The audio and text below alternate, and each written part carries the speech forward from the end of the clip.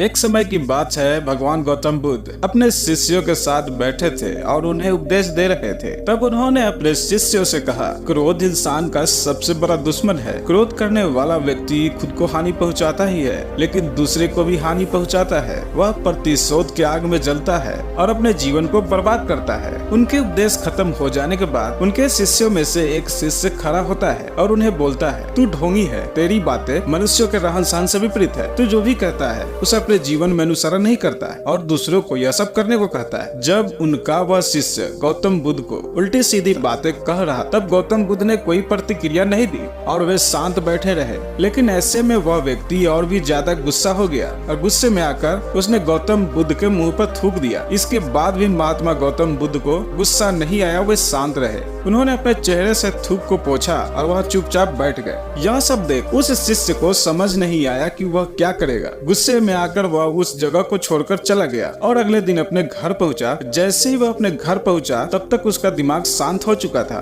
दिमाग के शांत होते ही उसे इस बात का एहसास हुआ कि उसने कितनी गलती की है, उससे पाप हुआ। वह खुद के मन को कहने लगा, यह मैंने क्या कर दिया? मैंने महात्मा बुद्ध को अपमानित किया है। ऐसा पाप मैं कैसे कर सकता हूँ? मैंने बहुत बड़ी गलती कर दी, मुझे जाकर उनसे माफी मांगना होगा। यह कहकर वह तुरंत गौतम बुद्ध के पास चला गया, लेकिन गौतम बुद्ध उस स्थान पर नहीं थे। ऐसे में वह शिष्य जगह जगह भटकते हुए उन्हें खोजने लगा। जैसे ही उसे महात्मा बुद्ध मिले तो वह उनके पैरों पे गिर गया और उनसे कहने लगा, मुझे माफ कर दीजिए, मुझसे गलती हुई है, मैंने आपका अपमान किया है, मैंने ये बहुत बड़ा पाप किया है। यह सब देख गौतम बुद्ध ने उससे शांत होने को कहा। क्या बात है, मुझे बताओ, तुम कौन हो? गौतम बुद्ध के यह पूछने पर वह शिष्य चौंक गया। वो सोचने लगा कि महात्मा बुद्ध मुझे कैसे भूल सकते हैं, मैंने तो उनका अपमान किया था। यह सोचकर उसने महात्मा बुद्ध से पूछा, मैं वही शिष्य हूँ जिससे कल आपका अपमान किया था, आप इतना जल्दी मुझे भूल गए? हमें कल की बातें को कल पे ही छोड़ देना चाहिए। वह अच्छा हो या बुरा, उसके बारे में बार बार विचार नहीं करना चाहिए। मैं बीती हुई बातों को पीछे छोड़कर आगे चलता हूँ और ऐसा ही हम सबको करना चाहिए, महात्मा बुद्ध ने उस शिष्य से कहा।